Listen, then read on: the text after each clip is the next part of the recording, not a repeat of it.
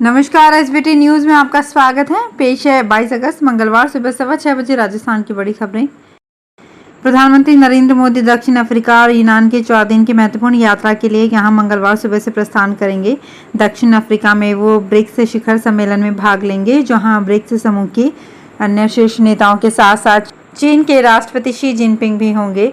अधिकारियों ने सोमवार को यहां बताया कि मोदी यात्रा के पहले चरण में 3 दिन दक्षिण अफ्रीका की अध्यक्षता में जोहान्सबर्ग में आयोजित ब्रिक्स देशों की 15वीं शिखर सम्मेलन के कार्यक्रमों में भाग लेंगे और वहां एकत्रित होने वाले विभिन्न देशों ने शीर्ष नेताओं में से कुछ के साथ द्विपक्षीय बातचीत भी करेंगे। लेकिन अधिकारियों ने कहा कि इस दौरान चीन के राष्ट्रपति शी जिनपिंग के साथ प्रधानमंत्री की द्विपक्षीय मुलाकात की संभावना के बारे में पूछे जाने पर कहा कि अभी द्विपक्षीय बैठकों के बारे में कुछ नहीं कहा जा सकता।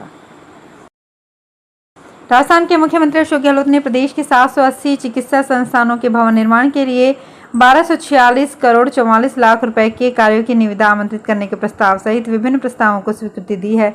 मुख्यमंत्री के इन चिकित्सा संस्थानों के भवन निर्माण के लिए स्वीकृति के अनुसार 12 सामुदायिक स्वास्थ्य केंद्रों के लिए 64 करोड़ 33 लाख, 127 प्राथमिक स्वास्थ्य केंद्रों के लिए 181 करोड़ 61 लाख, 608 उप स्वास्थ्य केंद्रों के लिए 231 करोड़ 4 लाख और 2 जिला चिकित्सालयों के लिए 101 करोड़ 76 लाख, 2 ट्रोमा सेंटर के लिए 4 करोड़, 2 सैटेलाइट चिकित्सालयों के लिए 43 करोड़ 26 लाख, 2 मातृ एवं शिशु चिकित्सालयों के लिए 35 करोड़ 32 लाख और 14 उप जिला चिकित्सालयों के लिए 573 करोड़ 2 लाख रुपए एवं 11 मुख्य ब्लॉक चिकित्सा अधिकारी कार्यालयों के लिए 12 करोड़ 10 लाख रुपए के कार्यों के लिए निविदा आमंत्रित की जाएगी।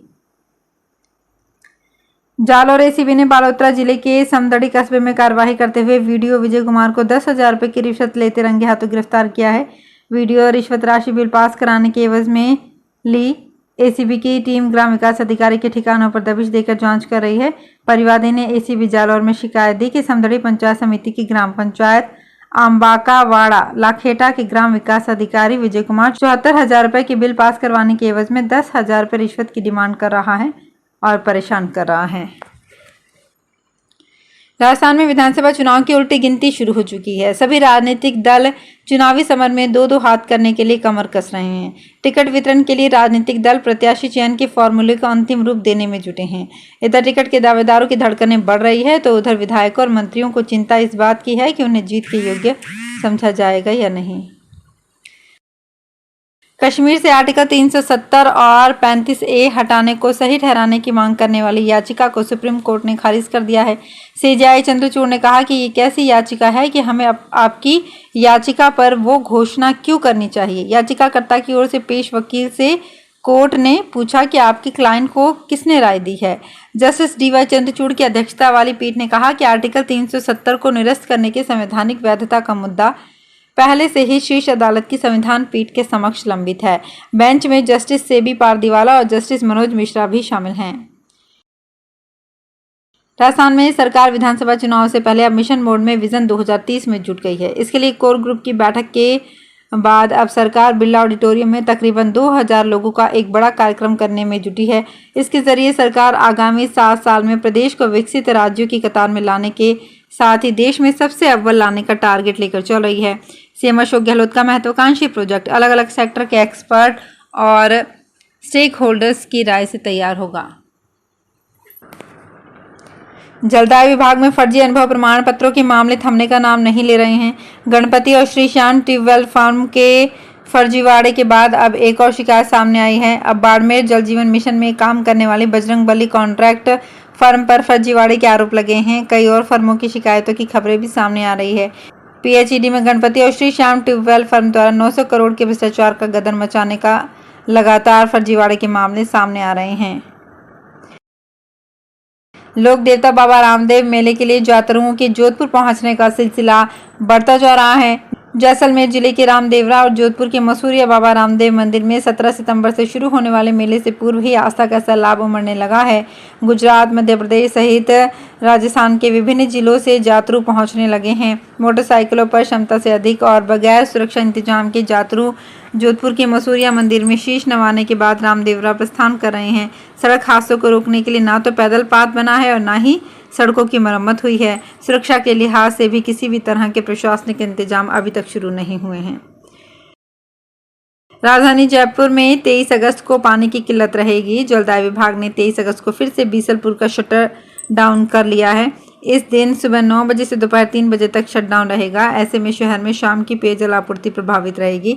इस दौरान बीसलपुर डैम के आसपास बिजली तंत्र को दुरुस्त करने का काम होगा। हालांकि फिलहाल सूरजपुरा के लीकेज को ठीक नहीं किया जाएगा। श्रावण शुक्ल षष्ठी पर आज मंगलवार से डिग्गीपुरी के श्री कल्याण धनी का मुख्य लक्खी मेला शुरू होगा। इसके लिए देश भर से लोग पहुंचने शुरू हो गए हैं। जयपुर से भी श्री डिग्गी कल्याण जी की लक्खी पद यात्रा मंगलवार से रवाना हो रही है। इसमें कनक दंडवत करते श्री जी के जयकारों के साथ भक्त रवाना होंगे। इससे पहले संत महंत व राजनेता मुख्य ध्वज का पूजन कर पद यात्रियों को रवाना करेंगे।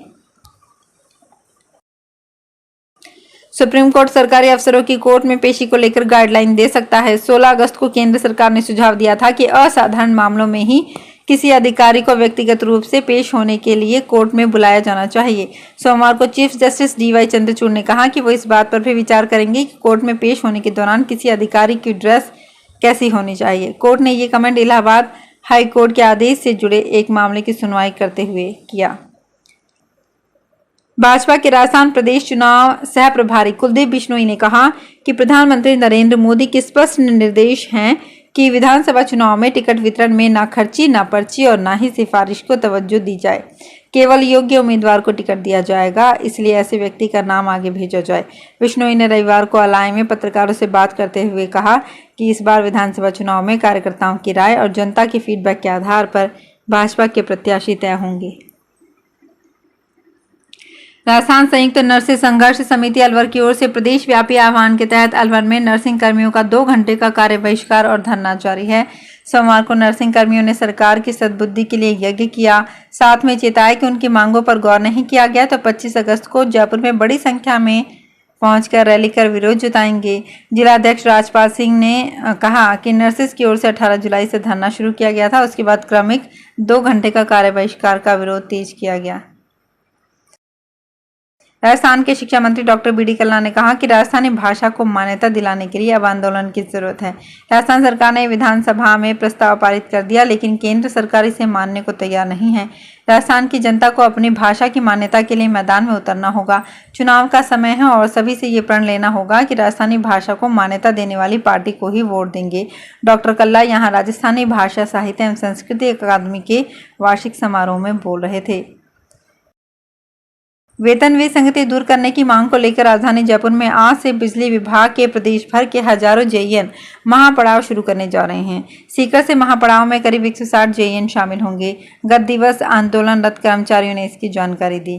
JEN विवेक ओला ने बताया कि वेतन विसंगति दूर करने की मांग को लेकर साल 2022 में भी प्रदेश भर के हजारों JEN ने राजधानी जयपुर में पड़ाव डाला था, जिसके बाद सरकार ने लिखित में समझौता भी किया, लेकिन अब तक समझौते को लागू नहीं किया गया है। वहीं इस बार सरकार ने बजट घोषणा में वेतन बढ़ोतरी को शामिल किया, लेकिन अभी तक इसे लागू नहीं किया गया है।